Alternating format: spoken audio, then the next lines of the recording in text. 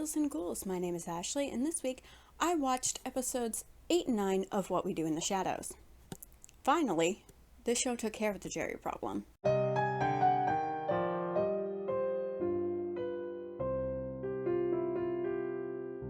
Now, episode 8 is one of those episodes that covers like two separate stories.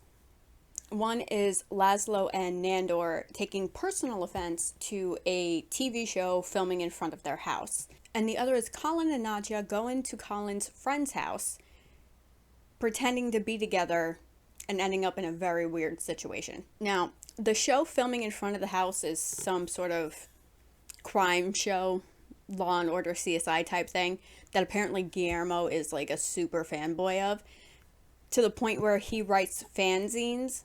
And I didn't know those still exist. I'm not sure they actually do, but he writes them. And it's not the more interesting of the two stories, which I feel happens. Every time they do these kind of episodes, there's always one that I just don't care about. And in this case, it's watching Nandor and Laszlo fight over crew merch. That's the majority of what happened in that story. They're trying to infiltrate the crew. Nandor's taking it as a war. They're under attack. And they're trying to do something about it. And all it really collapses into is Nandor ends up on the crew, gets a sweatshirt. Laszlo wants the sweatshirt. Sneaks into wardrobe to get his own show merch. And then they're just like jealous of each other for it or something. I don't know. It's the least interesting of the stories in this episode. The more interesting one is Colin and Nadja. And the fact that Colin has a friend. Sure, he hasn't spoken to him in 7 years, but they're still friends. Nadja is also very surprised that Colin has a friend. His name is Joel, and he's married to this lady, Becky, and they invite Colin over for dinner. Nadja kind of invites herself, and Colin doesn't want to take her. He says, "You're a nightmare," or implies that she is a nightmare, which personally I would take as a compliment, and Nadja probably does as well. But she really doesn't blend in well with humans or understand their social interactions in any way, and watching the two of them try to act like a couple is both hilarious and gross. The fact that she acts this way just seems off, unless maybe this is what she thinks human people behave like in relationships. But it becomes apparent pretty early on that Becky has some sort of feelings for Colin, and is maybe a little bit jealous of Nadja and is afraid that she's going to hurt Colin. Now, the whole reason they called Colin to come over is because they're having like relationship issues, Joel and Becky. And Becky, because she's like half in love with Colin, how do I put this? Wants to be intimate with him. And Joel, for some reason, is on board with that. I guess he thinks it's going to save their relationship. But she really doesn't seem to like this Joel dude very much. She really implies that he's boring. And I'm like, girl, have you not met Colin? He is like the textbook definition of boring. But okay. Now, Colin, absolutely not on board with this. Wants nothing to do with it. Has a conversation off on the side with Nadja. And he's like, we got to get out of here.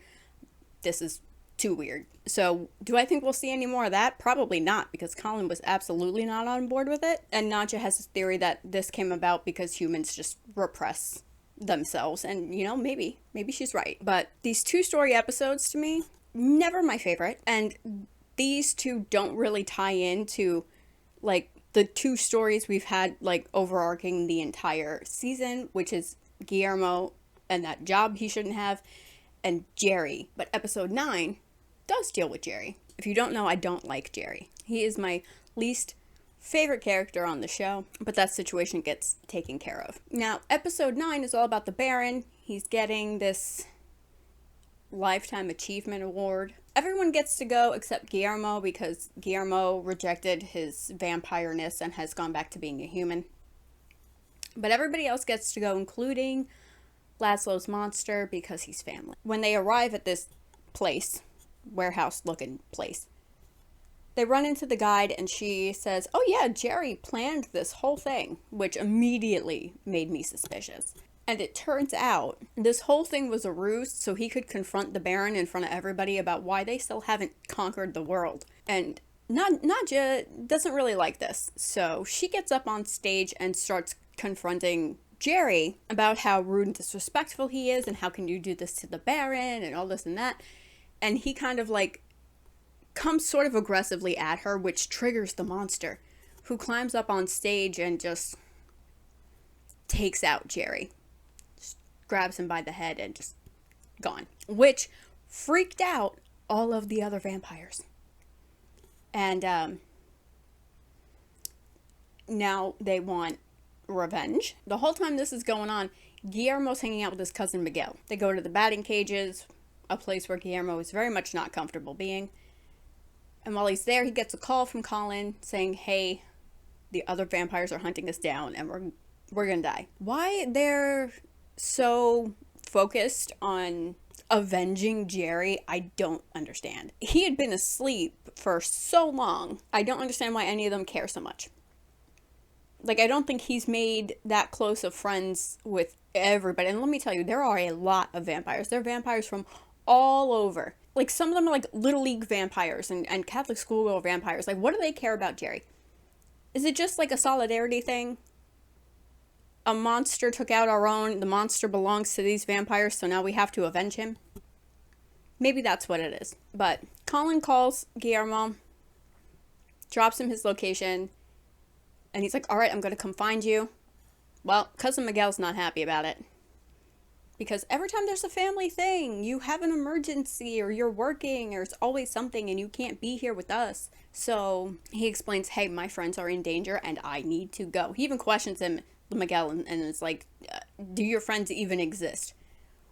Which prompts him to tell Miguel that yes, they do exist and they are in fact vampires. Because he met them once but doesn't remember because of the mind-wipey brainwash thing. But Miguel goes, and when Guillermo asks him why he's coming, if he knows it's going to be a dangerous situation, he said, your friends are important to you, so they're important to me.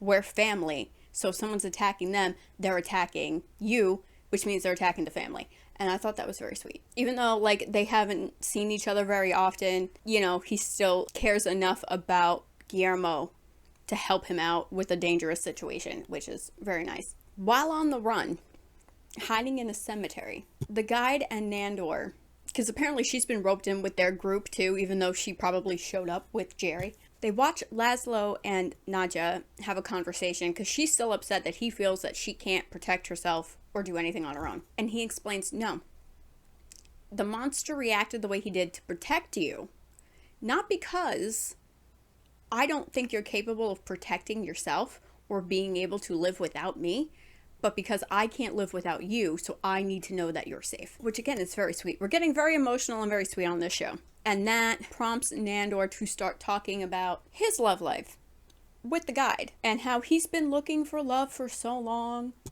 but it's been right in front of him the whole time. And she's like, what, me? You're talking about me? And she's like, I don't think so. She says to him, I've seen you. You've gone through all of these people, your late wife, Guillermo's boyfriend, all of these people. You've chased all of these people, and when the chase is over, you're no longer interested. It's all about conquest with you, which for Nandor makes sense. He's a warrior. That's what he's used to. But personally and romantically, not a good idea. It doesn't work like that. So she, to protect herself, is like, I want nothing to do with that because I already know how it's going to end. And she shuts him down. And I was like, oh. Because, I said in the last video on this show, I really hoped we got to see more of this and that he found the courage to confess to her. But she's coming from a logical place. And yeah, maybe a relationship with him is not the best idea in the long term, like romantically, emotionally. His track record's not good. So odds are high that if she said, okay, yeah, sure, he would then no longer be interested in her. That's the kind of person he is. But finally, Guillermo and Miguel show up, and as the roommates are being attacked by vampires, they step in and just mess everyone up. Miguel is kind of surprised that he's capable of doing this, and just like real quick, with not much explanation, Guillermo just looks at him and goes, oh yeah, by the way, we have Van Helsing blood. I damn near forgot he had Van Helsing blood, and that's part of the reason why he's not a vampire now. But it's nice to see that come back around and be useful as we near the end of this show. Now, the way the episode ended contains probably my favorite thing about this series as a whole. All of the vampires gather back together in that same warehousey space from the beginning of the episode. And the Baron is rallying the troops, you know, telling them, yeah, sure, we're still gonna conquer everything. Honestly, the dude's been around so long and nothing's gotten done. I'm gonna say maybe it's not gonna happen. I mean, it could. But I think if he was gonna do something, he maybe would have done it by now. But he finishes it off by saying, does anybody have any questions? 2 people raise their hand.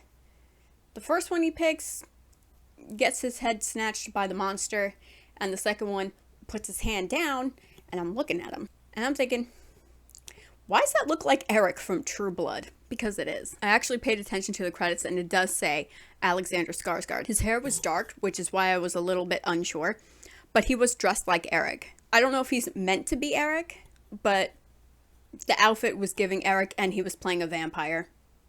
So, even if he's not, and he's just playing another vampire just for the little cameo if he played a vampire elsewhere, you know, I like it. But I like Alexander Skarsgård, and really Eric is my favorite part of True Blood and the only reason I would rewatch it. Anyway, that's it for this video. Subscribe if you feel like it. Click the like button if you wanna. If there's something you'd like to recommend for me to watch, please do so in the comments down below. And I will see you guys next time. Be excellent to each other.